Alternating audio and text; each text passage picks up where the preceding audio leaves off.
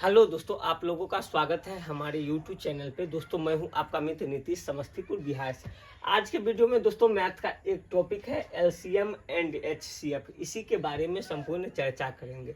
तो दोस्तों एलसीएम का मतलब हिंदी में होता है लघुत्तम समापवर्तक, एचसीएफ का मतलब होता है महत्तम समापवर्तक। दोस्तों एलसीएम हो या एचसीएफ हो, अपने बिहार बोर्ड में हो या इंटर में हो या इंटर के बाद भी हो, कंपटीशन का जितना भी एग्जाम रहता है सब में ये महत्वपूर्ण होता है, एचसीएफ और एलसीएम। इससे दोस्तों कम से कम 2 अंक का क्वेश्चन जरूर आता है हर एक कंपटीशन एग्जाम में। तो दोस्तों सोचे एचसीएफ और एलसीएम पे एक कंप्लीट वीडियो बनाया जाए। तो दोस्तों एलसीएम का मतलब होता है लोएस्ट कॉमन मल्टीप्लाई, एचसीएफ का मतलब होता है हाईएस्ट कॉमन फैक्टर। तो दोस्तों सबसे पहले हम किसके बारे में जानेंगे सो देखते हैं पहले बुक के according.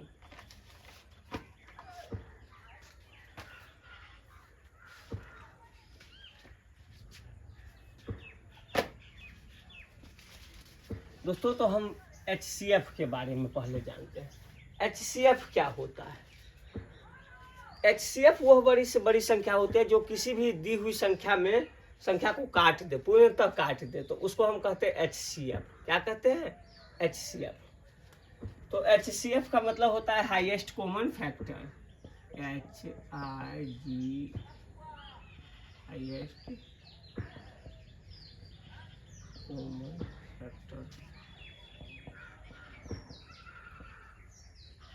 Factor. Highest common factor HCF का मतलब होता है, और हिंदी में कहते हैं मोसो, हिंदी में मोसो, महत्तम समापवर्तक। तो ये कहते किसको है सबसे पहले ये जानेंगे, और एक दो एग्जाम्पल भी करके दिखाएंगे तभी तो समझ में आएगा। तो एचसीएफ का हिंदी कहते हैं मोसो, अपना शॉर्टकट में महत्तम समापवर्तक। ठीक। और दोस्तों एचसीएफ से रिलेटेड एग्जाम्पल भी हम एक करके देखते हैं। एग्जाम्पल फर्स्ट बुक से देखते हैं।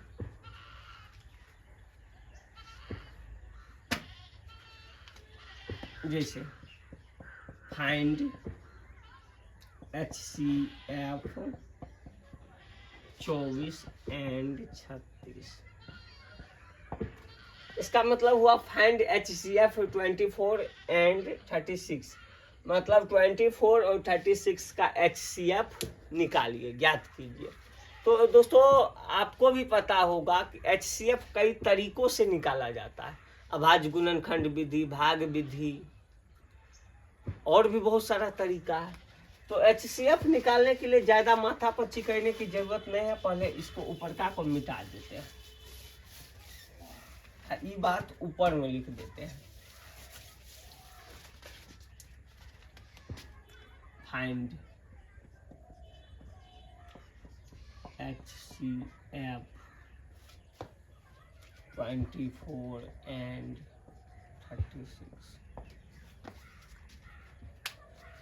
दोस्तों एचसीएफ में जो भी चीज कॉमन रहता है अधिक बार उसी को लिया जाता है। तो देख लेते हैं एक भाग विधि से बना के।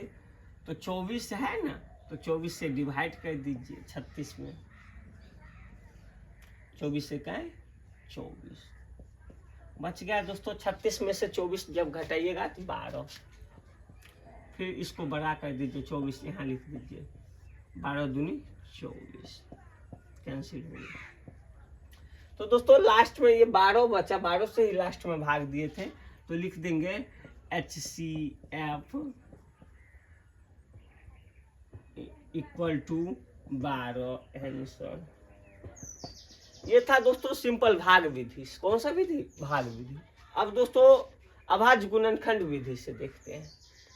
अभाज्य गुणनखंड विधि से देखिए 24 है, 24 में 2 से लगाए, 12 2 से लगाए, 6 2 से लगाए 3, 36 में 2 से लगाए, 18 2 से लगाए, 9 3 से लगाए 3। अब लिख देंगे 24 इक्वल टू 2 गुने 2 गुने 2 गुने 3 36 इक्वल टू 2 गुने 2 गुने 3 गुने 3। दोस्तों यहाँ समझने वाली बात है, कॉमन क्या सब है।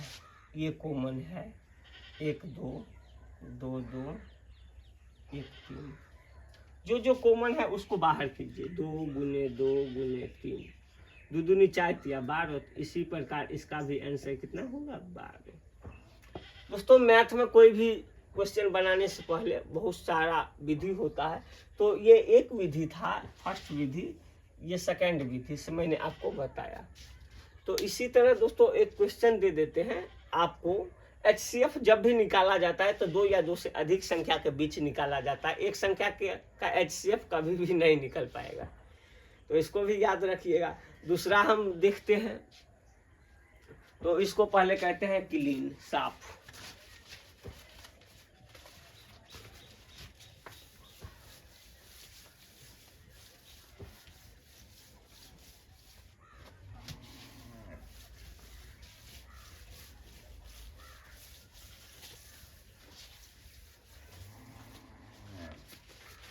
सेकंड में दोस्तों सेकंड क्वेश्चन देंगे ना, तो दे देते हैं 6 और 15। फाइंड HCF 6 and 50, 15, ठीक 40 चलिए, तो यहाँ पे HCF निकालना है 6 को और 15 को। 6 के आरो 15, तो भाग विधि से कैसे निकालेंगे? 6 से 15 लिख देंगे, 6 दूनी 12, 3 कैंसिल, बड़ा कर देंगे, 6 यहाँ उतारेंगे, 3 दूनी 6, एक कैंसिल। तो लास्ट में किससे डिवाइड किए? 3 से, तो लिख देंगे HCF इक्वल टू 3 आंसर। ये दोस्तों फर्स्ट तरीका होगा। सेकंड तरीका देखते हैं 15 का। 3 से लगाएंगे, 3 5 15, यहीं पे छोड़ सकते हैं। ओह माय गॉड, ये तो दूसरा तरीका मैंने सोच लिया। ये दोस्तों एक तरीका था, ये भाग विधि से था। उसके बाद अभाज्य गुणनखंड विधि से देखते हैं। 6 में 2 से लगाएंगे 3, 15 में 3 से लगाएंगे 5। अब 6 बराबर 2 गुने 3, 15 बराबर 3 गुने 5। अब दोस्तों यहाँ पे देखना है, इसको और इसको दोनों सेम मिल रहा है 3, और कुछ मिल रहा है नहीं, तो ये कॉमन 3 है, इसीलिए लिख देंगे HCF equal to 3 answer. HCF में दोस्तों कभी भी कॉमन जो रहेगा, अधिक से अधिक कॉमन नंबर, वही होता है उसका HCF।